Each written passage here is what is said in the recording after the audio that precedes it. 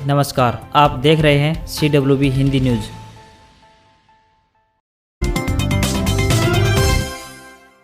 कोविड-19 और black fungus की महामारी से निपटने के लिए चौतरफा प्रयास कर रही मनोहर सरकार को वैक्सीन और ब्लैक फंगस इंजेक्शन के लिए अभी और ज्यादा इंतजार करना पड़ सकता है। वैक्सीन और ब्लैक फंगस के लिए ग्लोबल टेंडर के जरिए इंतजाम करने वाले अफसरों को फिलहाल उम्मीद कम नजर आ रही है।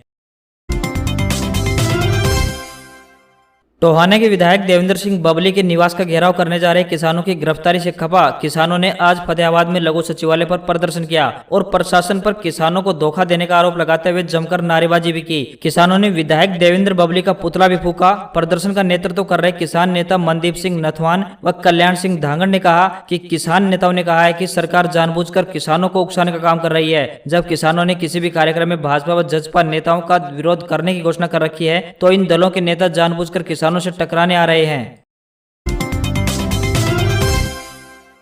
रोहतक जिले में मरम्मत के नाम पर बिजली निगम हर साल तकरीबन 5 करोड़ रुपए खर्च कर रहा है। इसके बावजूद बिजली के कटों से लोगों को दो चार होना पड़ रहा है। ट्रिपिंग और ब्रेकडाउन होना आम समस्या बनी हुई है। निगम की ओर से व्यवस्था में सुधार के नाम पर केवल लोगों को आश्वासन ही दिए जा रहे हैं। गर्मियों में लोगों को बिजली कट से राहत देने के लिए निगम की तरफ से हर साल सर्दियों में मरम्मत का महाअभियान चलाया जाता है। अभियान के तहत और ओवरलोड फीडर और ट्रांसफार्मरों की मरम्मत की जाती है ताकि गर्मियों में लोगों को फॉल्ट, ट्रिपिंग और ब्रेकडाउन की समस्या से न जूझना पड़े। लेकिन इसके बावजूद मई और जून माह में ओवरलोड की वजह से कट लगना जारी है।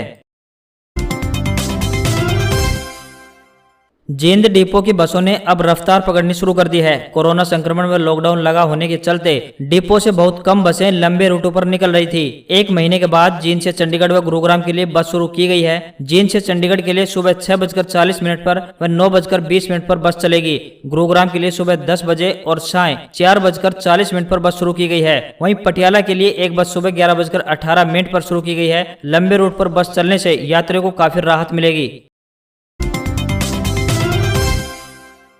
कृषि एवं किसान कल्याण विभाग के उप निदेशक डॉक्टर आत्माराम गोदारा ने बताया कि किसान अपने खेतों में लगाई गई खरीफ की फसलों की रोजाना देखभाल करें। खासकर कपास की फसल के बीच में उगने वाले खरपतवारों व किस वक्त दवाएं व खाद का प्रयोग किया जाए, इन बातों को ध्यान रखना निहायत जरूरी है। अगर समय पर नलाई गुड़ाई, दवाओं का छिड़काव व खाद का प्रयोग किया जाए तो कपास की बम्पर फसल पैदावार देगी। उन्होंने बताया कि किसान जून महीने के पहले सप्ताह में किसान अपनी कपास की फसल की एक खोदी जरूर लगाएं। कपास की फसल खासकर बीटी कपास में खूड से खूड व पौधे से पौधे का फासला अधिक होने व शुरू की अवस्था में कपास के पौधे की बढ़वार कम होने के कारण खरपतवारों को उगने व पनपने का अनुकूल वातावरण मिल सकता है, जिसके कारण कपास की फसल को भारी नुकसान पहुंचता है। यह खरपतवार केवल कपास की बढ़वार को ही नुकसान नहीं पहुंचाते बल्कि मिलीबग, साटा सुंडी व सफेद मक्खी जैसे कीड़ों को आश्रय देकर फसल को नुकसान पहुंचाते हैं।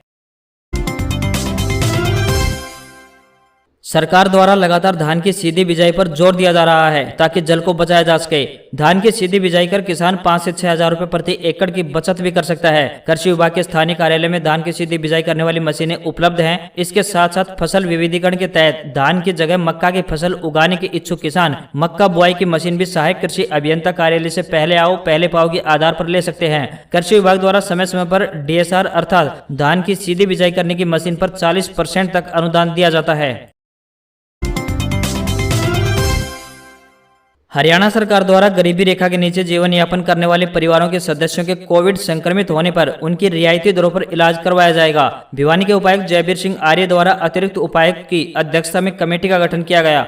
यह कमेटी जिला स्तर पर BPL परिवारों का डाटा एकत्रित करेगी जो आयुष्मान भारत योजना का लाभ नहीं ले रहे हैं। उपायुक्त ने बताया कि BPL संक्रमित मरीजों को राज्य सरकार द्वारा 5,000 रुपए प्रतिदिन प्रति मरीज के हिसाब से सब्सिडी अनुदान दी जाएगी, जिसकी अधिकतम राशि 35,000 रुपए होगी। सब्सिडी की राशि मरीज के डिस्चार्ज के समय बनाए गए बिल में से घटा दी जाएगी।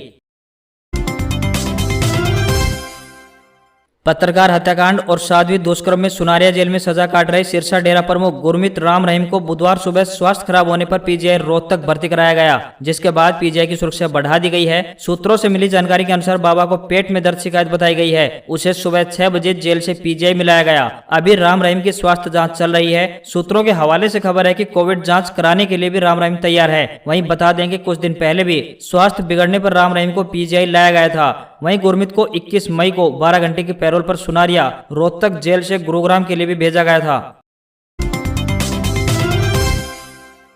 कोरोना संक्रमण को लेकर लॉकडाउन के चलते बंद पड़े स्कूल आखिरकार मंगलवार को खुल गए हैं। स्कूलों में अभी केवल स्टाफ सदस्य आने तथा बच्चों के न पहुंचने के कारण पढ़ाई का दौर अभी शुरू नहीं हुआ है। स्कूलों में रोस्टर के हिसाब से स्टाफ सदस्य पहुंच रहे हैं। ऐसे में कोरोना को लेकर शिक्षा विभाग ने विद्यार्थियों के लिए ऑनलाइन स्कूल लिविंग सर्टिफिकेट की सुविधा दी है। इससे विद्यार्थियों को अब एसएलसी लेने के लिए स्कूल में जाने की जरूरत नहीं होगी। यह विभाग द्वारा जारी अवसर ऐप से प्राप्त किया जा सकेगा। स्कूलों में स्टाफ सदस्य अवसर ऐप द्वारा जारी रिपोर्ट कार्ड को कक्षा प्रभारी तथा मुखिया के हस्ताक्षर के उपरांत विद्यार्थियों तक पहुंचाने का कार्य करेंगे। इसके साथ विद्यार्थियों की आवश्यकता अनुसार एसएलसी ऑनलाइन देने का भी कार्य करेंगे।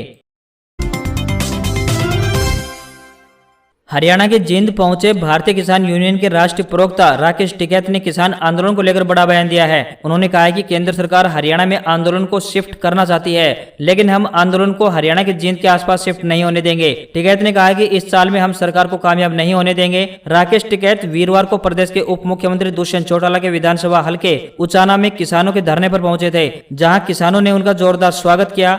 इस दौरान राकेश टिकैत ने हरियाणा सरकार पर जमकर हमला बोला। उन्होंने कहा कि खट्टर ने आंदोलन को यहां शिफ्ट करने की पूरी जिम्मेदारी ले रखी है, लेकिन ये नहीं होगा। किसान किसी भी सूरत में दिल्ली नहीं छोड़ेंगे। हरियाणा सरकार चाहे 10,000 मुकदमे दर्ज करे, हम दिल्ली से हरियाणा में आंदोलन को शिफ्ट नहीं होने देंगे। हरियाणा में इस महीने राशन डिपोओं पर 11 लाख से अधिक गरीब परिवारों को सरसों का तेल नहीं मिल सकेगा। बाजार में सरसों के ऊंचे दाम के चलते मंडियों में इस बार सरकारी खरीद एजेंसियां सरसों की खरीद नहीं कर पाई हैं। इससे हरियाणा राज्य सहकारी आपूर्ति और विपणन महासंघ लिमिटेड यानी हैफेड के पास सरसों तेल निकालने के लिए एक भी दाना नहीं बचा है। खाद्य एवं आपूर्ति विभाग ने अगले आदेशों तक राशन डिपो में सरसों का तेल नहीं देने के आदेश जारी कर दिए हैं।